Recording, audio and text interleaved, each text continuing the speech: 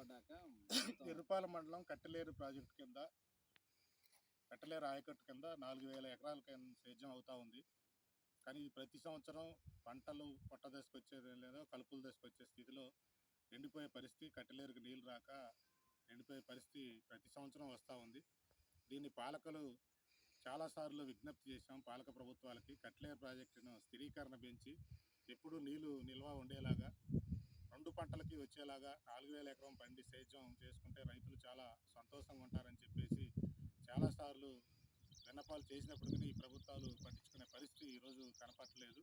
ఈరోజు దాళవ పంట సగం మంది రైతులు కూడా అయినటువంటి ఈ పరిస్థితుల్లో సగం మంది రైతులు కూడా నష్టపోయి ఆర్థికంగా చాలా ఇబ్బందులు పడుతున్న పరిస్థితిలో ఉంది.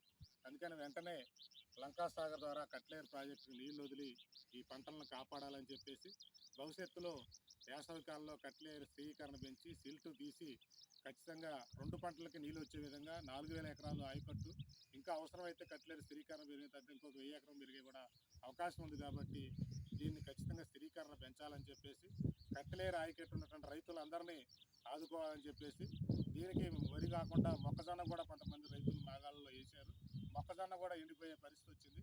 మొక్కజొన్న వరి రైతులను వెంటనే లంకాసాగర్ ద్వారా కట్టెలేరు ప్రాజెక్టు నీరు వదిలి ఈ ఎండిపోయే పొలాలని రక్షించాలని చెప్పేసి డిప్యూటీ సీఎం బట్టి విక్రమార్క గారిని, అట్లా నీటిపారుదల శాఖ మంత్రుల్ని, ఈ ప్రభుత్వాన్ని విజ్ఞప్తి చేస్తున్నాం.